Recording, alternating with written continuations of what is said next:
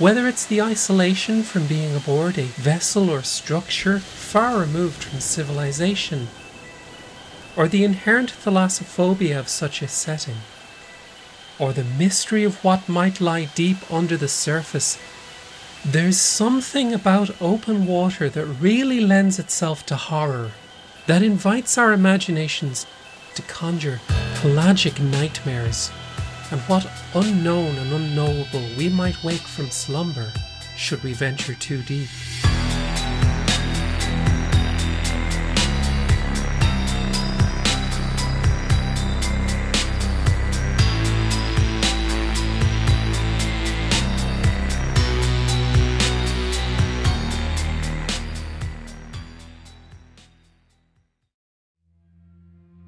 I have a soft spot for horror that takes place on or under the water. From games like Soma or Dredge to movies like the classic Jaws, or the schlocky action horror Deep Rising, the underrated sci-fi horror Underwater from 2020, and Leviathan starring Peter Weller, which takes more than a little inspiration from John Carpenter's The Thing. And Still Wakes the Deep might be one of the best pieces of horror fiction to take advantage of the setting. Before I get started discussing the game, full disclosure that I received my copy from the developer's PR company, and I always like to be upfront with any disclosures. Developed by the Chinese Room, who are known for Dear Esther and Amnesia, A Machine for Pigs, Still Wakes the Deep is a narrative horror game where we play as Kaz McLeary, a man who, in order to avoid the authorities after an altercation on the mainland, has taken a job as an electrician on an oil rig in the North Sea, the Bera D. Whatever hope that Kaz's situation will calm down is dashed quite promptly as we're called up to our boss Rennick's office, furious at the thought of bringing police attention to his rig. Clary! My office! Don't make me ask again! In a better mood today, is he? It'll be alright, Kaz. Get used to it. We all get a turn. He is an unpleasant man to say the least, impressively voiced by Clive Russell in a performance that is nothing but bile and spite, swearing up a storm once we reach his office. And the sit your in that chair, you liability. But I run a tight ship. Do you understand me? A tight ship. Technically, it's no shit. Shut your gob, you Ned. I am sick to bouking of you wee messing with my operation. Before he can finish chewing us out, he gets a phone call from the crew, seemingly informing him they've hit a problem. Sake, Gibbo, I don't care. We're on a schedule. It's a drill. You've got a drill, so drill through it. Whatever it is, he's not interested and orders them to drill through it regardless, and promptly fires us. I keep things running, you said it yourself. Out! Get off my rig! Aye. A happy new year to you too, ya. Before we can board the helicopter to depart, there's a thunderous sound and something shakes the rig, and, in an attempt to rescue one of our co-workers who's sent careening over the edge, we're also sent tumbling into the water. We then awake to find something has gone very, very wrong aboard the Bera. One of the first things to make an impression is the voice acting. It's nothing short of incredible. Raf's here's a bit shaky though. Going to be the lad's first solo dive this morning. Alright. You'll be alright, pal. Especially with the big man here looking out for you. Have you done it before? Christ, no. I'll stick to the lecky, thanks. No great in tight spaces and it's blowing a gale out there. Really filling the lad with confidence there, Kaz. Sorry, wee man. The game really puts its best foot forward here, because before the pivotal incident, we get to explore the accommodation section of the rig and speak to our co-workers. And it's impressive just how natural the dialogue sounds. Speaking of, you are in the wee man. Rennick got a letter this morning from the mainland and he's been up to high dough ever since. Heard he's gunning for you. Well, that's just brilliant. Christ, I need a smoke. The banter between characters, the slang and swearing, it's got this beautifully poetic vulgarity. It's great dialogue with excellent delivery that feels grounded and really establishes the tone for the characters before the incident, so that once everything goes to hell, there's a real sense of professionals working not just under stress, but tremendous pressure. Drill's acting up this morning. Got the crew running around like blue flies, but they cannot make head or tail of it. Is that yous behind schedule then? No, not yet. And not if the gods are smiling on us. So mere than ever. Not as as you by the sounds of it. That's what makes the narrative work so well. We get a good introduction to these characters. One conversation you can listen in on is about industrial action, and the way they talk puts me in the mind of Ridley Scott's Alien, reminding me of Parker's talk about the bonus situation. If we don't take industrial action soon, this place... Oh, come on! If we don't take industrial action soon, this place will be even more of a death trap than it already is. He's got a point though, Gibbo. We're down to a skeleton crew in the pontoons and it's ropey as down there. Workers of the world unite! These are grounded characters with their own priorities and concerns. Likewise, the oil rig feels like a character unto itself.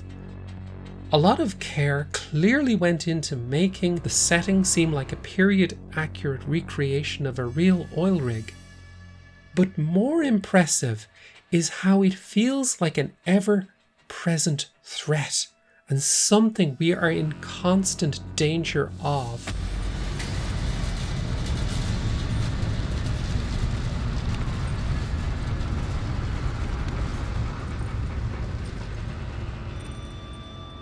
Throughout the game, the rig is likely to kill you more often than anything overtly monstrous, and is quite often the more terrifying element.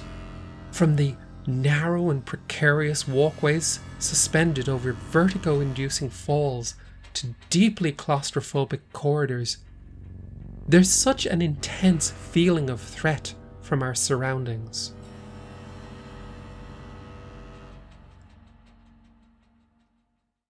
Still Wakes the Deep is at least partially inspired by a very real disaster.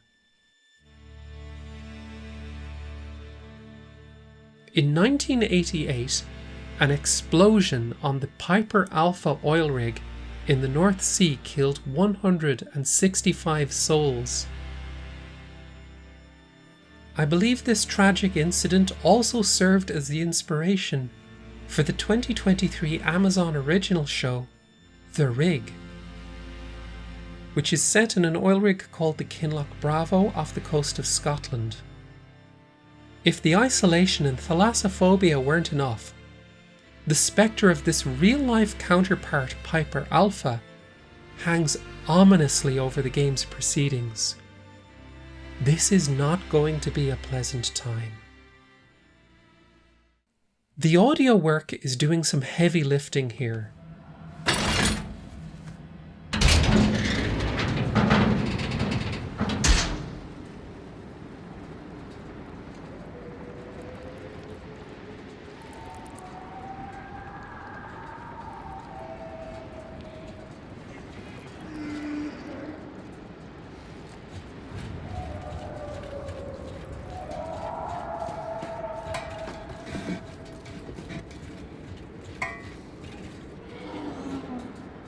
I don't like the sound of that.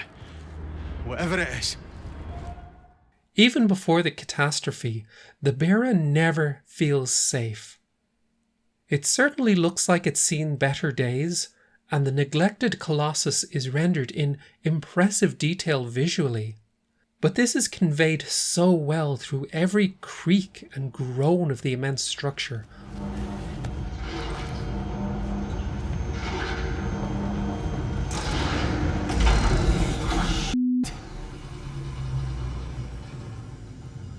Howling wind and crashing waves creating this potent soundscape.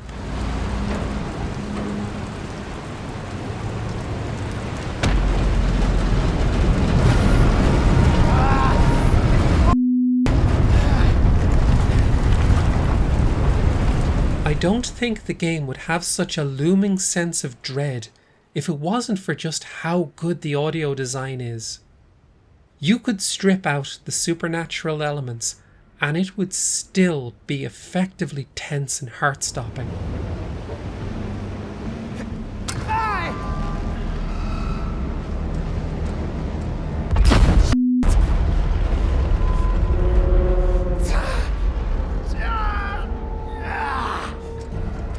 It breathes a lot of life into such a menacing antagonistic setting.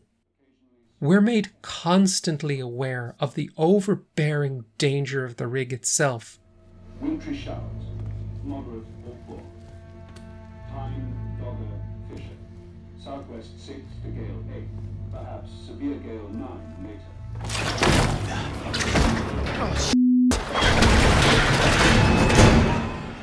It is an oppressive environment, and one that has the player extremely ill at ease.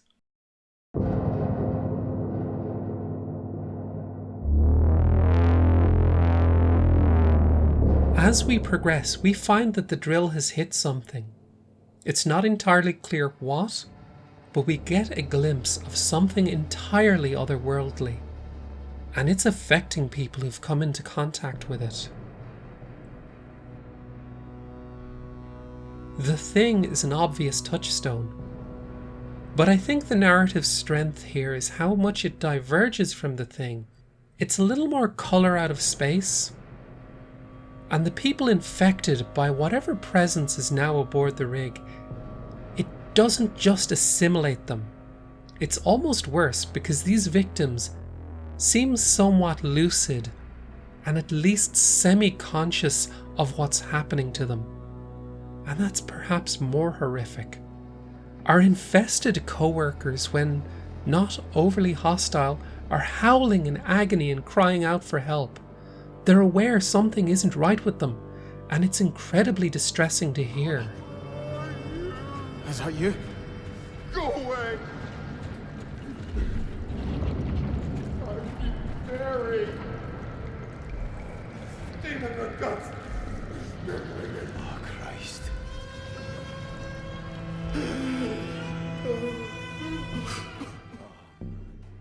This is another area where the audio and voice work truly shines. Our first encounter with one of these victims is a largely scripted one.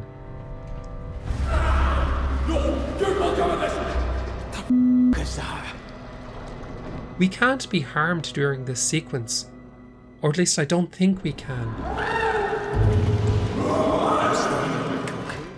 I wasn't hanging around to find out. Even on a second playthrough, it's a deeply tense moment.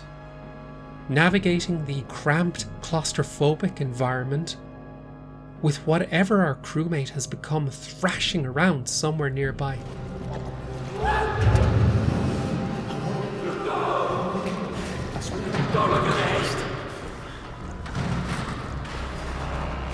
Even without getting much of a glimpse, the crazed vocalizations of pain alone sell us on the body horror so very well.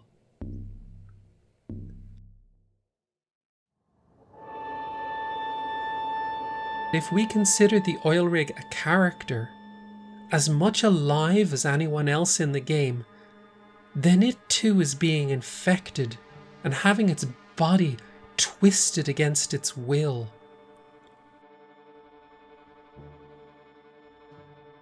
Familiar corridors warped, panels bursting and revealing the strange flesh. Spiraling ribbons of sinew and iridescent growths. Often with people melted into the biomass. As the game progresses and we're given tasks by other survivors like Finley and Brody, we get the sense that we're not just trying to survive the disaster, but keep this great beast alive against the odds too. But this place is filling up with gas and oil from the drill to the derrick. God knows where else it's leaking to. I can't recommend it. I know, Brody. But I'm going. I have to. Engineering's your only path up there, and it's flooded, so you'll have to swim. It's a long way. Plan each step, and if you're underwater, stay calm. Oh, aye, that's exactly how that'll go. Enough! The Bureau will kill us given the chance, but it's also keeping us alive. And so too do we need to do everything in our power to keep it going just a little bit longer. Hold on. That's gas. There must be a valve somewhere. There's an incredible pace to the unfolding catastrophe, a constant escalation of events and sense of urgency with which we need to deal with them, that makes us feel like we're continually putting out fires, both metaphorically and literally in some cases, as the situation grows ever more dire by the moment. This sense of catastrophe is cemented when we revisit areas we've seen earlier in the game and see the devastation. It's an impressive combination of environment and set-piece design, together with the impeccable writing, that gives us a narrative pacing where the stress and tension almost never lets up.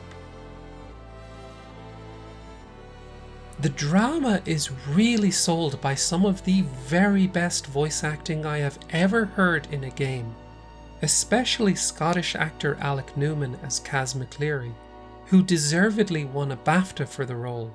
I let him down.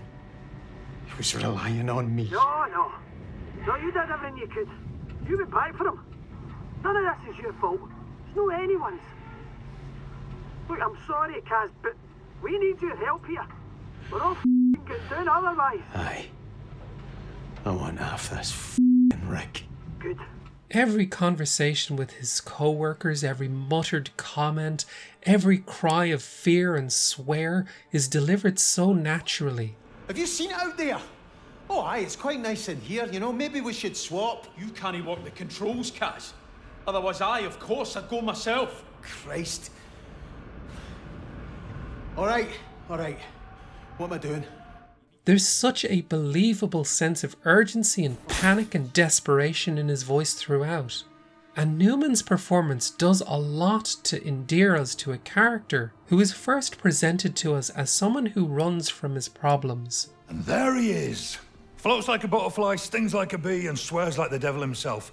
Listen, mate, even if it is the police, maybe it's best to just go back and face it, yeah? I don't know, Roy. I'm scun up with the whole thing. And initially our goals are to escape the rig, first attempting to flee via the lifeboats,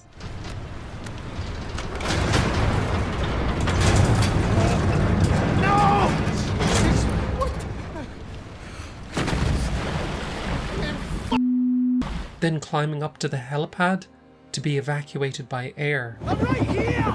Archie, stop! Wait! Neither goes well. And left stranded, Kaz has no choice but to step up and face the situation head on. I'm not going down there again, Gibble. Kaz, if the lecky cuts out, you won't have a choice. You go and do it. No, Kaz, I'm busy. You need to get to the Jennies and stop them from shorting. Got it? Aye. Jenny's, right. Brody. Shit. It's a bold move to introduce your protagonist as a bit of a coward, let alone someone who's run off, leaving his wife and kids alone at Christmas.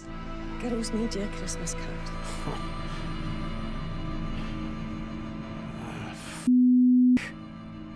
Merry Christmas.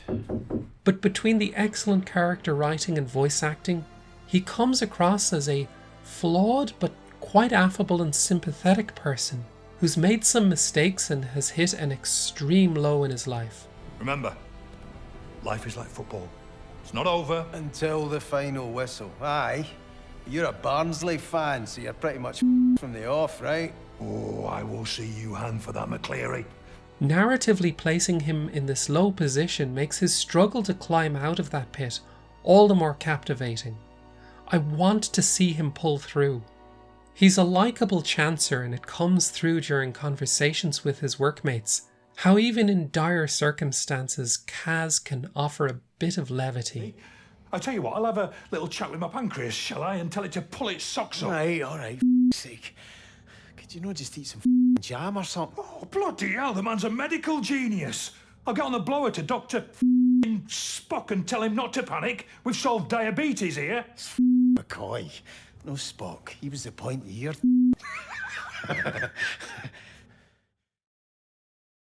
The music by veteran composer Jason Graves is suitably eerie and blends into the setting's impressive soundscape.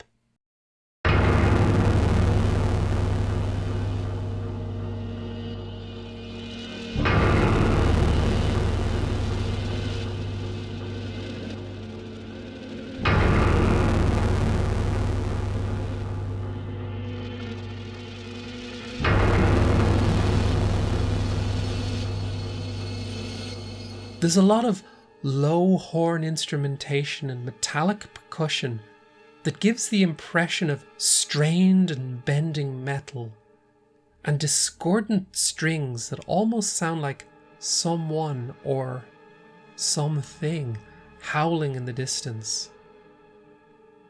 It reminds me in places of Jerry Goldsmith's Alien score, and at times echoes of Morricone's score for The Thing.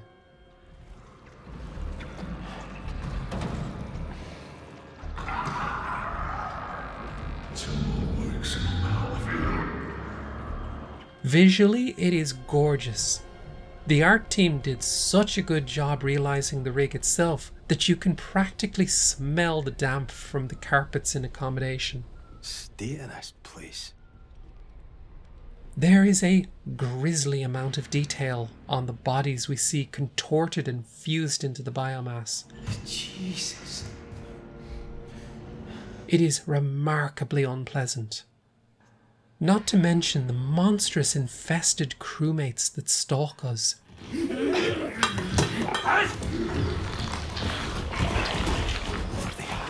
The way they're animated and move, propelling themselves along with writhing, whipping tendrils. The animation along with that excellent sound design makes them supremely creepy. With all that said, I do have a few issues with the gameplay. Mainly the monster encounters, which unfortunately do fall a little short for me. Jesus, you're joking me.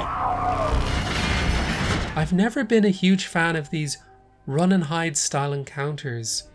I find that they lose their tension once you've been caught once, and each subsequent attempt just feels like trial and error until you escape from the encounter. Games where the player can fight back and offer more options and tools for dealing with their monsters, such as Alien Isolation or Amnesia the Bunker, feel far more engaging and keep their tension up far longer.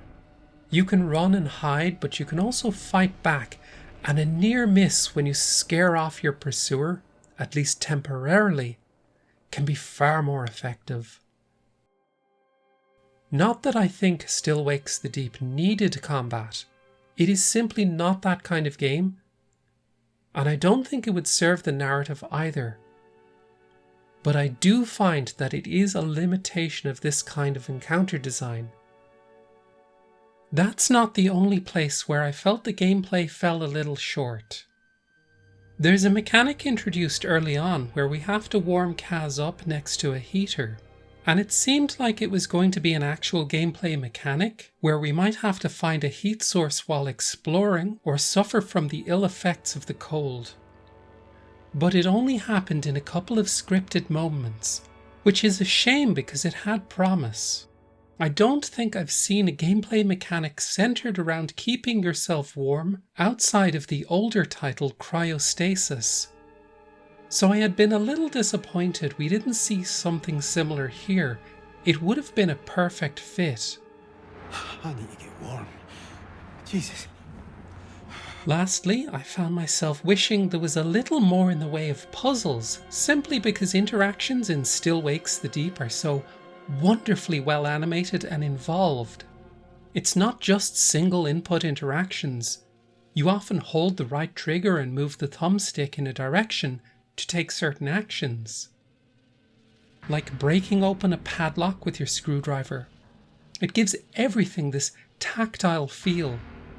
So it's a little disappointing that we just see the same animation play out when rewiring a breaker box, for example. And with our protagonist being an electrician, it would have made sense to have a few puzzles here that would have added a bit of variety. These are relatively minor issues though, and I bring them up because these were areas where I felt there was potential there that the gameplay didn't quite reach, and the game is otherwise so incredibly strong. It's not enough to hamper my overall enjoyment though, nor detracts from what is a genuinely masterful narrative experience. Now, I'm going to talk about the ending. So if this sounds interesting to you and you'd like to play it for yourself without spoilers, feel free to consider this a ringing endorsement for Cameron McLeary's workplace safety training simulator, and stop here. As the situation grows ever more dire, there's dawning realization from the survivors that they are not unaffected by the organism. Kaz, you made it. Brody, what's wrong with Finlay? She's freaked out here. Kaz has been hearing his wife's voice. He's been getting phone calls. Sus! Sus! What's... Sus! They have been seeing and hearing things, having hallucinations, and whenever he's unconscious, he's been experiencing memories, the screen blotted with distortions. He's always hated me for being the bigger man and for having you and those beautiful wings. Oh, no. Bigger man! You are me, McCready. You're the bigger man. You think your daughter's got more brains and bigger than you have? And you recognize those distortions. They've been showing up all game. Whenever you're close by the fleshy growths and protrusions infesting the rig, especially whenever you're around its victims. And there it is, in Kaz's memories, the blotting getting worse and more pronounced. This entity, this organism, whatever it is inducing these visions. Like a parasite, it is hijacking its victims' emotions to spread itself to their loved ones, making them long to return home so it can infect more. The emotional gut punch of Still Wakes the Deep's final moments isn't a surprise. You know I'm right. I'm always right. Oh, Christ. Christ. All right. Aye, all right. For them. From the outset, there is a shadow looming over the narrative. Every desperate action that the Bearer's survivors have taken in the hopes that they can save themselves or hold out long enough for rescue has only prolonged the inevitable. Oh, come on! But my God, does the game make you hope against hope? I wanted to see them succeed. I wanted Kaz to see his wife and kids again, or failing that, I wanted them to at least save someone. Just get back up here and we'll work it out, yeah? I can't do that. What? I can't get back up. Wait, no, wait. I'm sorry. Wait, listen. You're on your own now. I'll come to you. All right? No, you won't. You wouldn't even get halfway to me. But that was never going to be possible. The cruelest trick was making us hope. And here, at the very end, we confront what we already knew. It can't be allowed to spread. There's got to be a ship coming. You said it yourself. Christ, guys. We don't want them coming. Jesus! With whatever faculties and humanity Kaz McLeary has left, he must end it. I'm sorry, Zeus. I'm so sorry. Overall, this is a tremendously good horror game.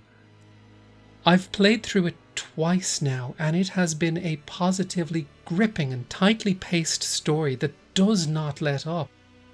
And again, I can't help but praise the truly exceptional voice acting. Here we go. I'll look after this now, alright?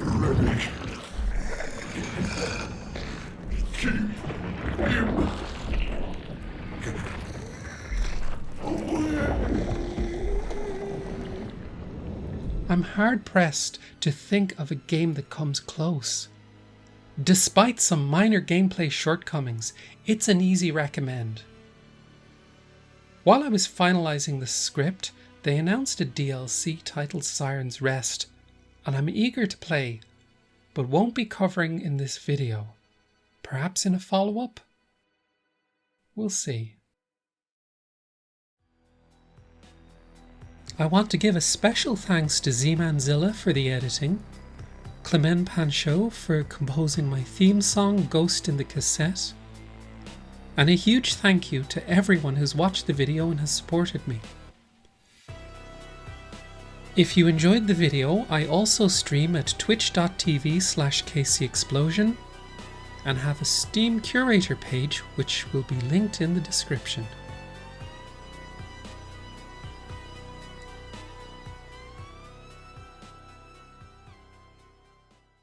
Does this mean we're okay, like?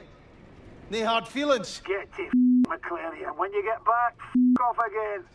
I'd be happy to see you drown, but I'm not having your death on my record.